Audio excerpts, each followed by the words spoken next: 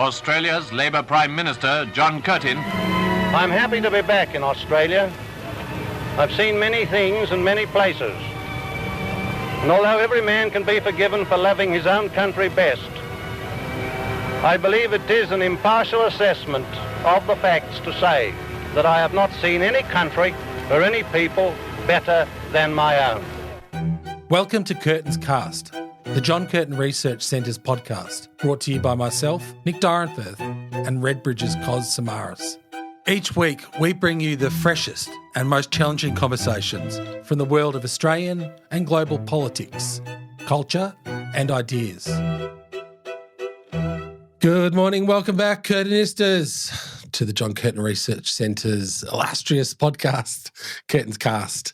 I'm Nick Dyrenforth, co-host, along with my esteemed colleague and great mate, Kung Fu Kos Samaras. Welcome, Kosy. Welcome back. Good morning. And we're joined today by a wonderful guest, a distinguished author, Sean Kelly. Sean Kelly has worked in the heart of politics as an advisor to both Kevin Rudd and Julia Gillard during rather tumultuous years on the Labor side of politics. We've been talking a lot about the chaos and disorder on the other side of politics, but I don't mean to give you nightmares, Sean. And Sean is now a regular columnist for 9 media publications, The Age, Sydney Morning Herald. Wonderful column this morning. Not just because it quoted me, but it was a astute column, and they always are. More importantly, Sean has been honoured by writing and publishing the 100th edition of the Quarterly Essay, Quarterly Essay is an Australian institution which goes like 25 years. It's 25 years old now. Yeah. I remember I think Robert Mann wrote the first edition on the stolen generations, if I recall correctly. And it was certainly an essential read for me then and as a young man, and it remains the case. Sean has written The Good Fight, What Does Labor Stand For? Which is an interesting question, given that we have spent a lot of time dissecting problems on the non-Labor side of politics, which will probably come up again in this episode. But I think 2026, Kos and I have identified this on the most recent episode, I think there will be more scrutiny of Anthony Albanese's Labor government and your fundamental question, what does Labor stand for? So, Sean, welcome to Curtin's Cast. It's great to have you on. It's so great to be here. Thank you. Yeah, so I just mentioned extraordinary institutional achievement, 100 editions. Why this question now? Because, again, the focus is on the federal Liberals, Susan Lay's beleaguered leadership.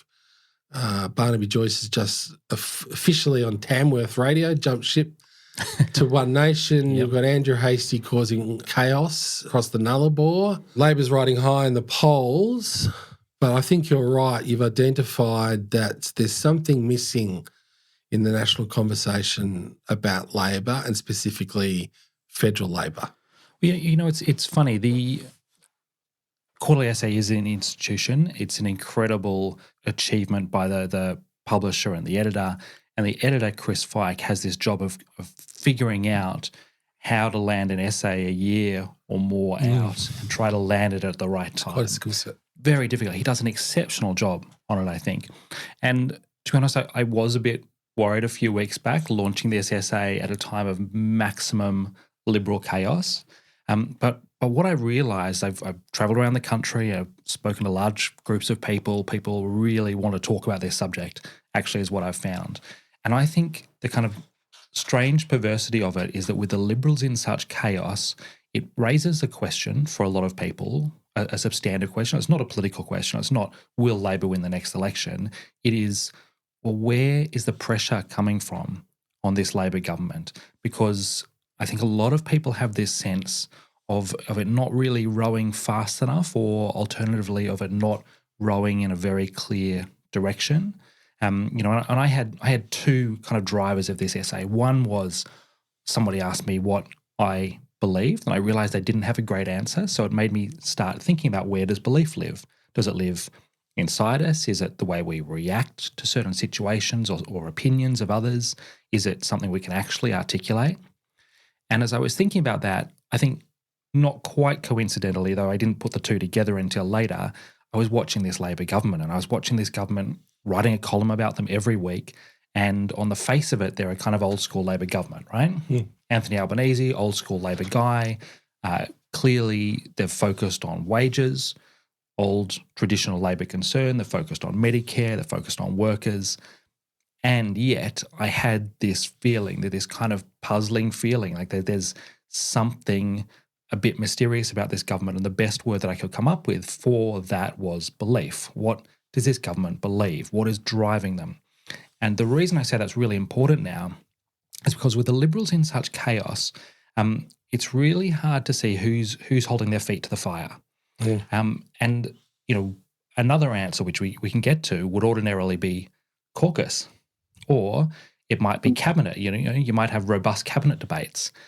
Or it might be the trade union movement. Could be the trade union movement. And they've been muted. Yeah, interesting. I haven't thought a great deal about that. It's a good point. So I feel like there's nobody really pushing the government, and there's not a strong sense that the government's pushing itself. And to be honest, that happens to every government. I think every government, the natural tendency of political leaders is towards a kind of minimal approach. They may want to do big things in some deep inner fibre of their being, but the nature of power is that it comes to accommodations, it comes to compromise, it wants to perpetuate itself. So I think this happens to all political leaders without forces pushing and pulling them, and there aren't a lot on this government right now. So oddly, I think this essay has landed at a really perfect time, because I think it's a question that really needs to be asked. I think you're absolutely right. I think back yourself. I think it is the right time. I'm going to quote Lindsay Tanner for the millionth time. He wrote a really good, he delivered the John Button oration. Cos he did it, was it last year or the year before? This year. 2008. And he uttered a line which has stayed with me for 17 years. He said, "The seeds of one's political destruction are often sown in times of greatest success." So right. I think you're onto something. Wayne Swan was out there on the weekend. He made a couple of points. He said this government it's got to be bolder. It's got to embrace bigger, more ambitious economic change. He also made some points about the party, is becoming sclerotic. It's aging. It has to recruit people from the outer suburbs and the regions. I've been making that argument for a decade or so now. I just don't think it's going to happen. But I think you're onto something. I thought you were talking about Wayne Swan's speech a couple of months ago when he said, the moment at which you think you've mastered politics is the moment politics masters you, and complacency is the handmaiden of decline. I thought that is a pretty sharp Kos knows message. this from the campaign angle, don't you? Absolutely. I mean, look, if you look at the metrics out there at the moment in terms of what are the risks for Labor, so over 50% of younger people think they won't be able to have a family because of housing and all the other financial pressures they're facing. There is a growing number of older Australians who's currently sitting on the Labor Party. They're in their 50s and 60s to a certain extent, who are extremely financially stressed, looking for help. Now, this government will tell you they're doing a number of things to alleviate that burden. But overall, the zeitgeist in Australia right now is they're looking for vision of what does this government have as a plan to address what most Australians will tell you. We are living through unprecedented times. The global situation is fragmented. What is your plan, government, right? And the risk here is they could go from being dominant right now to living the coalition's nightmare very quickly, but from the left-wing perspective. So with the coalition, they lost May the 3rd. They ended up with 30-something% primary vote, and they thought, well, let's just continue this success story and double down on all the things that actually weren't working for us. And along comes One Nation, and now, of course, Barnaby B. Joyce has joined them and will be their leader eventually, and is absolutely hoovering up their votes. Now, I think this could happen to Labor on the left side. Yes, the Greens are not as successful as they were with their housing narrative before October 7th, but I think that Labor should not assume that the Greens won't get their act together on the economic narrative front. And we could see that left-wing populist movement really gaining traction amongst younger voters in the UK right now. You know, with the Greens leader, there's popular content creators like Gary Stevenson, who is enormously popular amongst Generation Z and millennials in the UK. It's left-wing economic revolution, so to speak, is what they're speaking about. So, yeah, if they don't get their skates on, they could find themselves in a bit of bother pretty quickly. Yeah, look, I think my main point of the essay is a substantive one, I should say. Like it is a question about whether Labor is doing enough to do what one expects from Labor. And that is a political question to some extent. And it is also a greater question about the role that a centre-left party should play in politics. Is its role to change things, or is it to protect the status quo? And I think this government often, leans very close towards protecting the status quo. And I think that is a real danger politically for exactly the reasons you're outlining, Kos. And one of the things that is really on my mind is the potential ways that the government has misread the last election. I think I've written this. Anthony Albanese, for a number of years, talked about conflict fatigue. And then we have an election. And the election, right. and he's right. And the election happens to coincide with Donald Trump's trade war and his meeting with Zelensky, two big factors. Now, nobody could have foreseen that. That was amazing luck that lands in Labor's lap. And at the same time, you have to give Anthony Albanese some pretty significant credit, I think, because he did foresee that overall landscape, right? He did see that the world's political zeitgeist was conflict-driven and he wanted to take it away from that, and I think he was rewarded for that choice. And it was a long-term political bet, and it paid off. And that's what politics is all about in the end, the actual political side of it.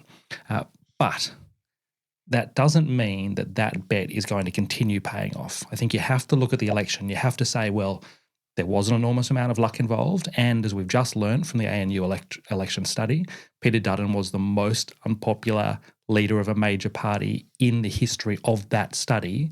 You are not going to get those two factors again. And so when you look at what the government's doing at the moment... You're not going to... I mean, I think Morrison was probably... I think he probably pipped Morrison. He did pip Morrison. But you're not going to get your 3 Allen bonds. We might have got 2 Allen bonds. You're not going to get 3 Allen bonds to adapt the Kerry Packer quip. Well, exactly. It seems statistically unlikely, doesn't it? And so I think politically you have to say the concern for Labor is that it thinks, well, we've pursued a strategy and the strategy has worked for us, and so we're going to keep on doing it. But actually times shift and also voters shift. Voters treat a second-term government different from the way they treat a first-term government or an opposition. As, there are these problems. They are mounting. Anger about them is mounting, because the Redbridge stat that I regularly quote is 85% of Australians, I think it is, do not believe you can buy a house without the support of your parents. Now, there is obviously some accuracy in that, but to me, the greater import, the greater fact of significance is the fact that people feel that way. And when people begin to feel that way about inequality, that is a huge issue. And I do think that caution can very easily flip on the government. Which, Sean, which leads us to one of your central concerns is, what is the moral purpose of this government? Now, when people think about morality, they often think about, issues around the bedroom and same-sex rights and other sort of big C conservative issues. But morality is deeper than that. It's that kind of gut feeling of fairness and injustice. So you argue that Labor is struggling to articulate a compelling moral purpose.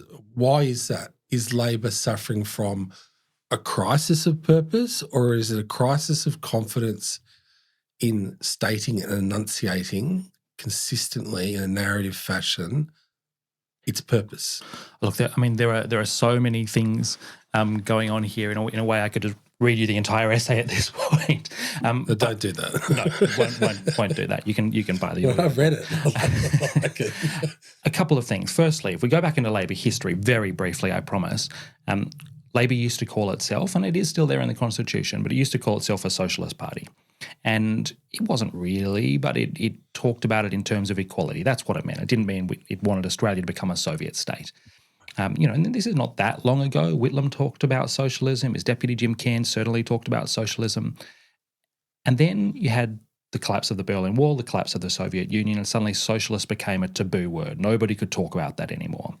And that's fine as far as it goes. But what it meant is that the left, not just Labor, but centre-left parties across the world suddenly lost a way to articulate idealism, a way to articulate an endpoint that they were heading for.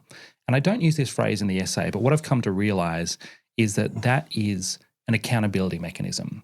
If you have an ideal, once articulated as socialism, it means that you can measure everything you do against it.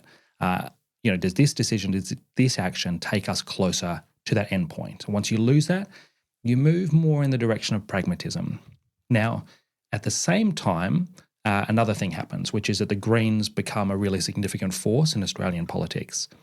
And that means that for a long time you had this debate in Labor between idealism on one hand and pragmatism on the other, to some extent represented by the left of Labor, idealists, pragmatists being the right-wing faction. Suddenly the Greens come along and in a way they take the policy purity, at least at a symbolic level, and they move it outside the party. And so that means suddenly Labor, rather than having this debate and this struggle within itself, starts to define itself in relation to its enemy, the purists, the idealists, the Greens, and that makes it even more of a pragmatic party. It kind of brings the value of that pragmatism closer to the surface of the party. And then very recently, you've had another two developments. You've had a Prime Minister emerge from the left wing of the party, in fact, the left wing of the party, and as of the last election, you have a Labor caucus in the federal government dominated by the left. Now, in name. Yes, in name, absolutely. And this is exactly the point, where you've had historically the left essentially holding the right back, stopping the right from taking the party to becoming too pragmatic. What happens when the left become the powerful ones? Who is holding the left back, pulling them back in the idealistic direction? There's a creative tension there, and it's something which the homogenisation of the factions, I've been writing about this forever and a day. That creative tension was a good thing. Exactly. The creative tension was a good thing. And you can see this not just as at some abstract level where we say, well, the Labor Party's become more pragmatic, it's lost its heart, if you like, or at least a very clearly articulated direction. Caucus doesn't talk anymore. People talk about caucus being unified, but another way of putting it is to say caucus, this is the quietest caucus anybody I know can remember. And that means that you don't have debates. You don't have robust debates, and a political party without robust debates inevitably is going to make mistakes that could have been picked up earlier. Because what do MPs do? They articulate the views of their electorates. And sometimes they need to argue pretty hard for those things to make sure they're listened to by the leadership of the party. And I mean, that broadly, I mean the cabinet. So I think this is a real potential long-term problem for the party.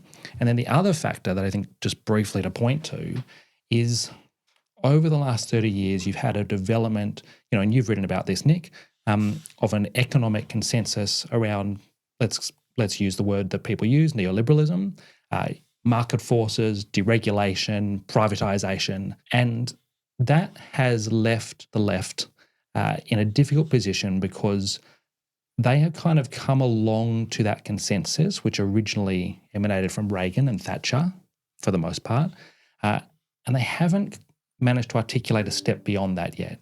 So the left don't really have something. This comes back to the death of socialism point. They don't have an alternative that they're arguing for. And I think that has left a kind of confusion in the left. And at the same time, to go back to your question, because of the death of socialism, they are embarrassed at times, I think, about really articulating what it is they believe. And they can get very easily embarrassed by the right.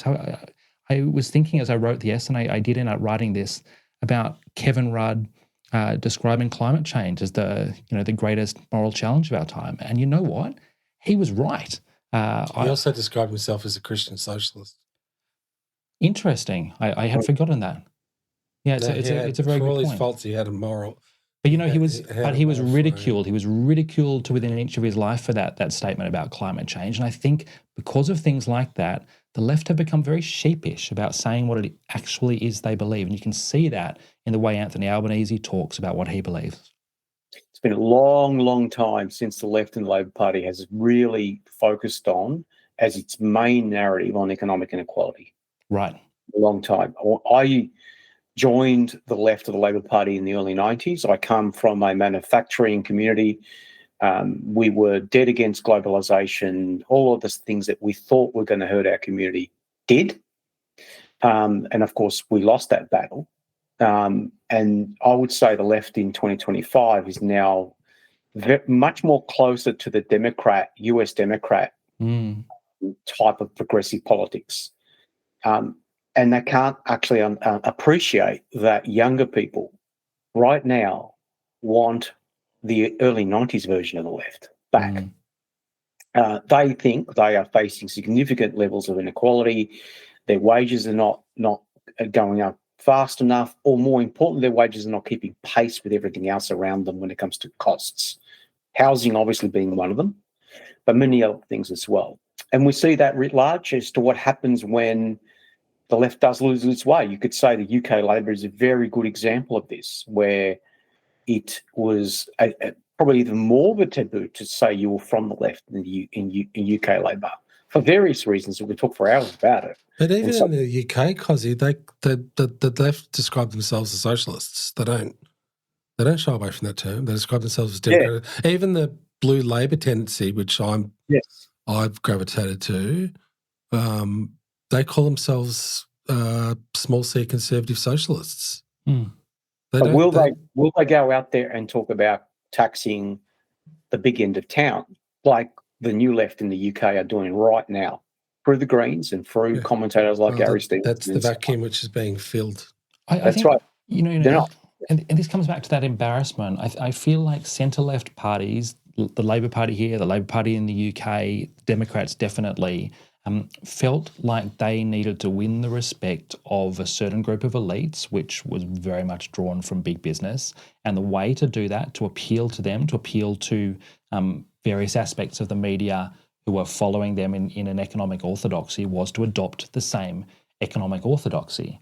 I don't write about this. I had it in an earlier draft, but some people draw a distinction, philosophers draw a distinction between factual beliefs, things we really and truly believe and will kind of take into account as we choose how to live our life, and symbolic beliefs. And symbolic beliefs are things that we say we believe. We don't really necessarily believe them factually, but we say them to indicate that we belong to a group. Tribe, yes. And I think that is kind of where the left got to with a lot of these economic beliefs. They started to articulate them as a way to indicate that they deserve legitimacy. And over time, I think they kind of bought their own rubbish and started to believe that this was actually the way the world worked, and everything had to be marketized and privatized and deregulated. And I think they're just beginning to pull themselves out of this now, but they haven't gone very far. And one of the really interesting developments, which, Nick, you wrote about quite recently, is that I think aspects of the right are beginning to pull away from that consensus. Not very effectively in Australia yet, but they are beginning that process. Yeah, because it's clear to everyone that the global financial crisis broke the neoliberal model. And people, I think regular people understand that in their guts. They may not be able to enunciate it in fancy terms, but they understand it. They look around at the economy. They look at the asset. It's not just wealth, but it's asset inequality. They look around at essential services which have been privatised, and it's like, why are we being sold? Why do we have to be sold water and electricity and gas, natural monopolies? Like, it's nuts. And there's also tension there because I'm obviously from the right of the party. my economic critique is way to the left of most of the left of the Labor Party. Right, here we these are, days. three blokes who Sorry, I have can't all do anything worked- about that. Sorry. No, but who have all worked within the ALP, and here we are saying there is a problem in the economic approach that has come to dominate this country. That, like, if we're saying that and are pretty convinced of that, I think it suggests at the very least that it is a wider feeling and that it is going to become a problem for governing parties. It is, and it's a problem for Anthony Albanese. Now, I understand he's bristled a little bit with your quarterly essay. Certainly, I think James Massola asked him a question referencing the quarterly essay and he bristled. But you write very interestingly on the concept of kindness and power, but the limits of kindness as a governing modus operandi. You describe Albo's appeal to kindness, which I think was very effective during the last election, certainly set against what was going on in the United States and the MAGA, and the importation of MAGA policies like Doge, etc., and the ill-civility of that, which just doesn't fit with Australian politics. But is kindness enough as a governing philosophy, a fuzzy governing philosophy? And at one point, to come back to, I guess, your central argument, at what point does caution become inertia? Yeah, look, and political risk, electoral risk. Great questions. I should say the essay doesn't, it's not a takedown of the government by any means. It is me struggling with what I think of them, because I think the thing about this government is they are doing some good things, and they sometimes offer you little breadcrumbs towards their beliefs. They offer you little suggestions that they strongly believe things, but they never quite put the matter to rest. And that's where my struggle with it comes from. One of the things that I think does indicate this government has a wider vision and a determination is the way that Albanese talked about kindness during the last election campaign. And he said kindness is not weakness. Strength. And then on election night, he said kindness is an Australian value, and the way that Australians meet global challenges, the Australian way to do that is by looking after each other. And I don't think that is typical prime ministerial boilerplate. I think it is personal to Albanese. And I think it is it's important because one of the things that John Howard did is articulated a version of Australians to ourselves. He described us as relaxed and comfortable, and I think by acting in certain ways, by using rhetoric in certain ways, he pulled us closer towards that vision over a decade and more. And I think there is potential value in a Prime Minister articulating kindness as an Australian value, and I think in doing that, he can drag us closer to that vision over a decade if he's there that long. What Howard also had, of course, was policy, and I think this is the question about this government. Is it going to match that rhetoric with sufficient policy? And for me, well, what does kindness mean? I think probably in terms of government policy, it's going to manifest mostly in looking after the most vulnerable, addressing poverty, addressing inequality. And there have been some moves in those areas by the government, but not a huge number. It's interesting you raised Howard there. The policy stuff got done in the first 5 years. He didn't do much else after 2001 apart from the disastrous work choices stuff. The tax, the GST, I think silly changes to superannuation, privatisation, private provision of services, outsourcing, disastrous things on housing around capital gains, etc. That all happened between 1996 and 2001, but it's cast such a long shadow. Kos is going to get into this. Like, there are big risks like that. The shadow of Howard still lingers. Absolutely. And lingers not just over the Liberal Party, and it's a roadblock, like I identified it with the idea around Andrew Hastie and post-liberalism, trying to move on. But it lingers over Labor. Like, there are policies, Sean, I think, again, us three blokes would agree. Like the first homeowners grants, which kicked off around the time of the GST, it was meant to be a short-term solution. Like, it's a disaster, and we keep trying to do different variations. Like, it's the definition of insanity, Kos. Well, a lot of the people that are in the federal government, Labor government right now, are scarred by it, weren't they? Well, were they all around at the time of John Howard? Whether they were in Parliament, they were the staffers, they were the aspiring politicians. They were all around at the time. And so their politics and the way they respond to things are defined by that political culture. And so they are still, I think, fighting the political fights of yesteryear and don't understand that most Australians we speak to, they're not relaxed and comfortable anymore. Yeah. Right? They're not, I mean, yes, they like to have a leader that is kind, and that did differentiate Albanese from Dutton. Because you can be, they're using political psychology here. You can be incompetent and kind and win an election. Or you can be, not doing much and kind and win an election. But if you're seen as nasty and competent, you're going to be in deep trouble, because that means you're a serious danger to people in a time of huge, unpredictable economic circumstances. And so that can only drive you so far, because you see in 2028, this is what this Labor government's going to be facing. They're going to have a different coalition leader. Let's say it's Andrew Hastie. He is not going to fight that. He's not going to fight that fight on the terms that Labor is comfortable with. Exactly. Right? And he's going to throw curveballs at them, which they cannot plan for right now. You're going to have Joyce running the One Nation on the other side. Now, that's going to create all sorts of problems for the coalition, and we'll see how that plays out. But there's no doubt that's the problem there. But I wouldn't rule out a Joyce-led One Nation also causing some problems for Labor amongst older Labor voters in the regions, but in the outer suburbs of our large cities. And not huge, not in the same way as it will with the coalition. And you're going to have the Greens eventually, will sooner or later, actually stump up an approach that works. And we know this appetite is there amongst the electorate to look for alternatives, because when we survey Gen Z, 18 to 28-year-olds, 45% of Gen Z women are planning to vote Green right now, today. Now, there's going to be an additional 700,000 of them over the next cycle enrolled to vote. And so there's going to be all sorts of pressures on them. So they need to be basically stumping up in 2028 a legacy, not a plan, a legacy. What have they done in 3 years? Now, I suspect they've got one really big announcement coming, maybe in the childcare space. Yeah. And that may be something that, if you were to speak to young people who are planning families, there are two things that is pulling them back from doing that. It's the home and it's the cost of childcare. So if they remove one obstacle, maybe that's one way they can talk to people. Now, that's universal childcare that they're thinking about, which is on par with, the sort of, use a Medicare card to access childcare services, and that could be quite profound. Maybe that will be enough, but who knows? I know that Sean's had an inventive way of circumventing the childcare costs.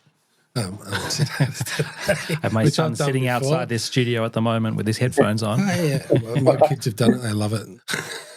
Is it, you mentioned because those Gen Y women, why they're being attracted to it? Is it, and Sean, maybe this question for you, Sean, is it because there are things that, this keeps coming up again, there are just evident economic home truths that Labor does not want to talk about across the factions? And we have a quiescent caucus, which I think is really unhealthy.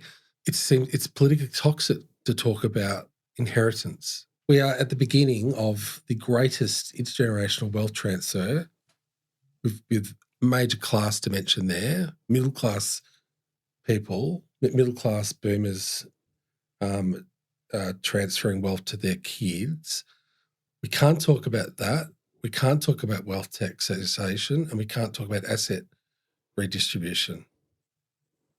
Yeah, I mean, I was reading about, I could have my facts wrong here, but I was reading about Norway, and Norway, of course, have this wealth tax.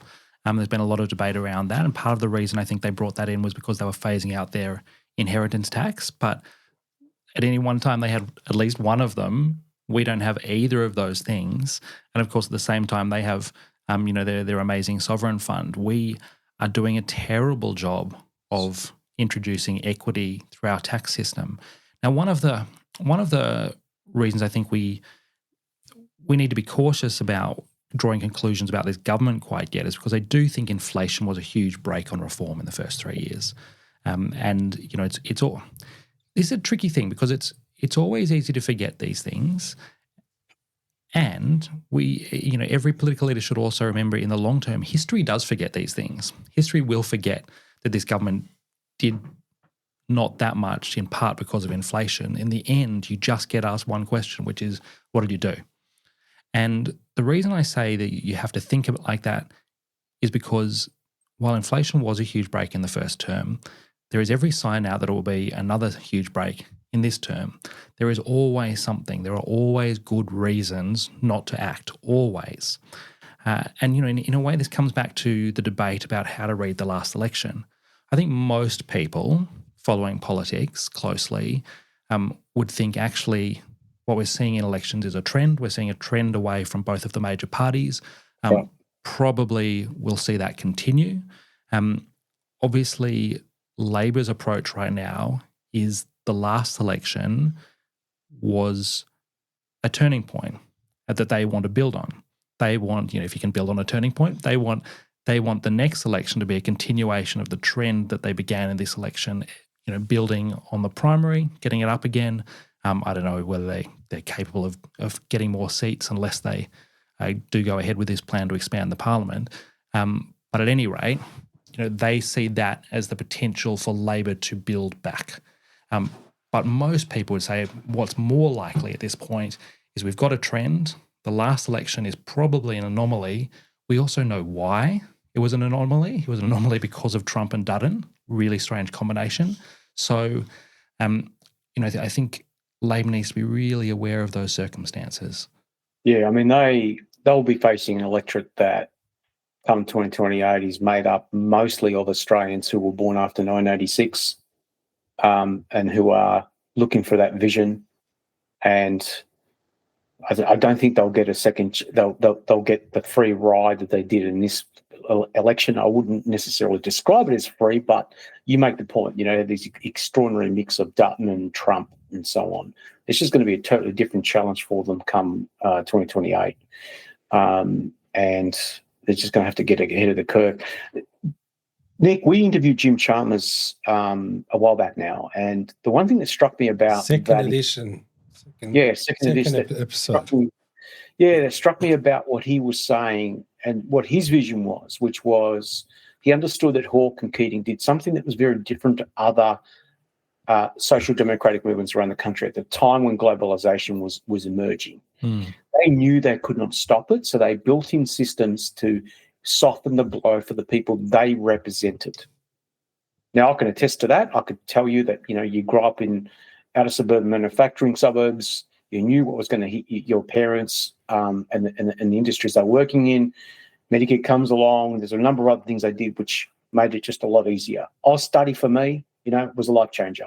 And what he was saying is that his job and the Albanese government's job now is to prepare a suite of policies that are going to soften the blow for the next generation that gets hit by the next revolution, which is AI, and a whole range of other things, which is fragmentation of globalization, the collapse of the global system, all of that. Their job is to now do that. So I'm still waiting. Yes, this is the problem. And what Jim also pointed out was what distinguished Hawke, Keating, and particularly Keating, they were good explainers. Oh, yeah. They had, and not only that, and Keating would do it bluntly. He would have direct conversation with Australian people, identify the meta problem, and stake out exactly what Labor was going to do. The good fight, as you put it, Sean. I think Jim gets that, but there's this fuzziness. It's like there is not this, they'll talk, there'll be the childcare stuff, but it's like, where does that fit, Kos? Where does it fit? Unless you're going to name the problem that the system is broken on generational lines. Look, one of the questions I asked... The question is, what is the meaning of the good fight now? Well, yeah, good point. I think inevitably a large part of the meaning of the good fight at this point is in fighting to restore equality. Now, that sounds very broad, but what that ends up meaning is you will have to have some fights with people who have money and power now. If you were going to make society more equal, You can't look. The sad truth is you can't just grow wealth. You have to redistribute as well. It's a lovely idea that you can just grow wealth. That's the whole idea of trickle down economics, and it didn't work. And the GFC exploded it. I think COVID exploded it. So there needs to be some level of redistribution. The thing about redistribution is it is always going to involve conflict, because you are either going to be taking wealth away from people who already have it, or at the very least you're going to be slowing down the rate at which people with assets and wealth are accumulating more assets and wealth. And people with things will always fight tooth and nail to hold on to them. This government doesn't like fighting. In its first term, it would, in its first year, I remember it would talk privately about not frightening the horses, and you still see that phrase crop up from time to time. It wants to do things, but not to provoke fights. And you can do a bit of stuff that way, but only so much. And I write in the essay about the real misreading of the Rudd-Gillard years. We're talking about how they're scarred by history. Into that. I think they are desperately scarred by those years, and you can understand that. Labor always has, in its soul, this fear of illegitimacy, and there are large tracts of society, big business, elites who have always treated Labor as illegitimate, and so Labor's always had to push back against that. But I think Labor also carries a kind of defensiveness within itself because of that. And the Rudd-Gillard years, I think, kind of made Labor retreat to that place of shame in a way, and so the ministers who were there, who still dominate the Albanese cabinet, I think learned two lessons. And one, I think they overlearned, not completely incorrect, but I think they overlearned it. And the other one, I think they got completely wrong. So the one they overlearned was that government was, to a fair extent, torn apart by the ferocity of the corporate sector campaigning against the big miners, absolutely, on the carbon price and the mining tax. And so this government, I think, wants pretty much never to be in a fight with big business again. Not entirely. It did a bit on industrial relations. It did fight against the pharmacists, and that's not nothing. That's a powerful lobby. But for the most part, it really shies away from fights with business. And you can see that in the gambling stuff. You can see that on a lot of the climate change stuff. And you can see it, when we are talking about equality more broadly, because it also extends, I think, to people with assets in general. I think it just does not want to take on that level of power. Not entirely irrational. Obviously, you can get really hurt by those fights, but at some point you have to have some of them. And then put 94 seats right in the House of Reps. Seats. If you're not going to have a fight with 94 seats in the House of Reps, bearing in mind that it was a shallow, wide shallow vote, when are you ever going to do it? Look, and the 94 seats brings me to the other lesson, which is they've taken from those years that you can't have internal disunity. And, obviously internal disunity can be a problem, and it was a problem in the latter part of the Rudd-Gillard years, but it wasn't where the problem started. The problems in those years started with a hugely electorally popular Prime Minister, hugely dominant over his caucus and cabinet, and who caucus and cabinet were afraid of challenging, which meant problems developed for too long and eventually exploded. And I don't think Anthony Albanese is going to face the same explosion to be torn down by his party, but the party faces the same risks of problems developing without being addressed because there is a fear of the slightest hint of disunity. And you've seen reporting on the gambling stuff in the last few weeks suggesting Labor MPs want change on gambling ads, but won't raise it publicly and won't raise it in the caucus. You see, a lot of them were around those years and are quite influential now in this government. They still have in mind, although they would now acknowledge that the world has changed demographically, but they still have in mind a political world that is dominated by baby boomer doctrine, right? Is if the corporate world ran a campaign against you, that baby boomer generation will be very unforgiving in you destabilising the economy. What they fail to understand is that younger Australians, if the corporate world muscled up against you, it's a bonus for you politically, because the younger Australians think that the big end of town, the wealthy elites, actually should be challenged. Right. And it cuts right across demographies. We're talking about inner urban, outer urban, regional, doesn't matter who we talk to.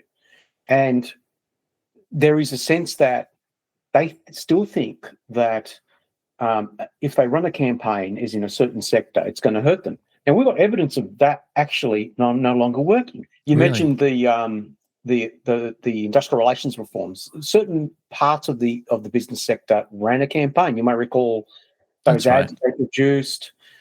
They tried to run them all across the country. Well, those ads didn't work because they didn't match lived experience. Most workers' response to that was, no, actually, what the Albanese government's doing is actually right because that's my lived experience, right? And then there was, of course, the pharmacy guild came out and ran that campaign. Again, people didn't buy it. They didn't like, oh, well, the local pharmacist is going to go broke. No one believes that, right? And so, because, of course, they won't buy it. Very skeptical, younger, online savvy, politically educated constituency no longer can get wound up by vested interests. Look, and I think this comes back to another misreading of the 2025 result, which is not just Labor, but I think vast swathes of the political class have decided that election means that Australians are absolutely allergic to anything in the Donald Trump zone. And I think that's wrong. I think they were allergic to Donald Trump himself at that particular moment in time connected to America. That does not mean that they are not susceptible to Trumpian arguments or to arguments that plough the same furrow of discontent. And that's, when you're talking about Barnaby Joyce and One Nation cause, we are absolutely stupid if we shut our eyes to that. 100%. Kos did polling for the John Curtin Research Centre, which showed there was an attraction to the anti-establishment populist politics amongst those generations. And they millennials, but Trump was like anathema. Fascinating. Yeah, so we have in Australia a very significant number of older Australians now who are really attracted to populist right-wing politics, and you see that now manifesting through One Nation, and it's coming off the Liberal poll, but it might also come off Labor. Then you have younger Australians who want the system torn down and are really finding attractive populist left-wing arguments. We are seeing this polarisation in the Australian community on that. No one wants centralist stuff. No one thinks the system's working. When I say no one, I'm being a little bit exaggerating. The majority don't think the system's working, and something drastically has to happen. So, yes, I think this government is actually prone to both flanks, more so on the left, but I wouldn't necessarily remove the threat of One Nation either. Can I ask you guys a question? In the essay, I absolutely keep open the possibility, firstly, that the incrementalist approach might work in substantive terms. Small things could add up to bigger achievements. There are things that we don't recognise are large at the time, but that turn out to be large later on. And secondly, that it may work politically for various reasons.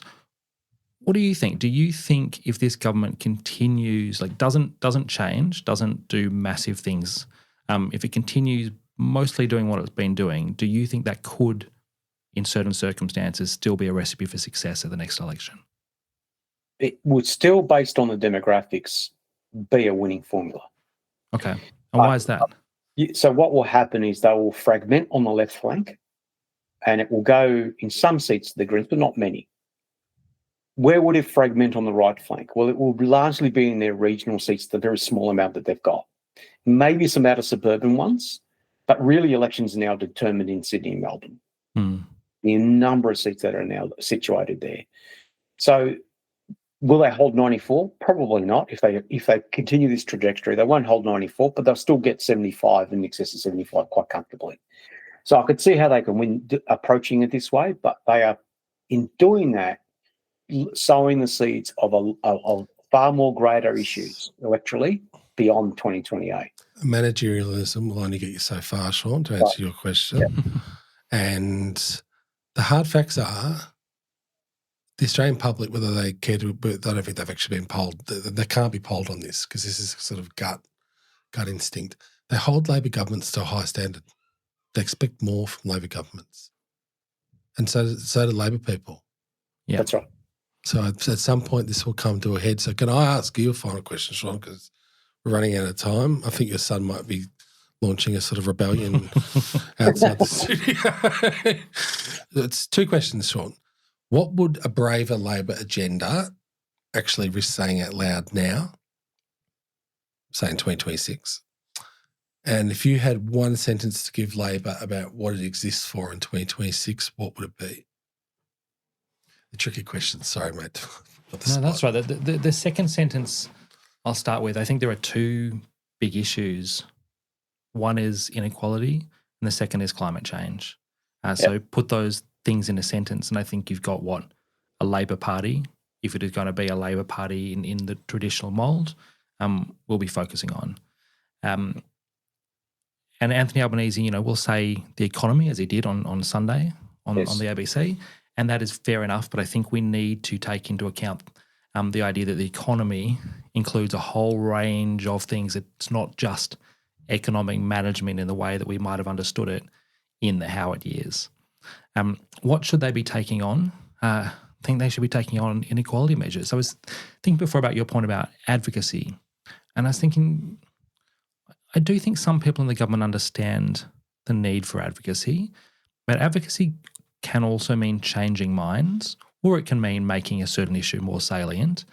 And I was thinking about the Productivity Summit, and I was thinking, I don't think Australians have any more idea about what productivity is than they did before that summit was called. So I don't know if the government is interested in that, if that indicates a lack of interest or a lack of willingness to advocate.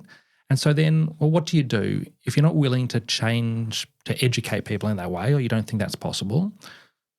Then why don't you go to the subjects where people already know there's a problem, like housing? The government, I think, did have a national cabinet on this matter, but it blows my mind that the government hasn't at some point said, let's have a housing summit.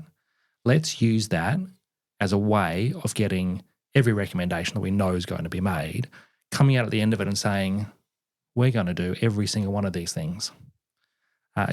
Not perhaps in exactly the form, but we will do some form of change to negative gearing, grandfathered. We will do some change to capital gains.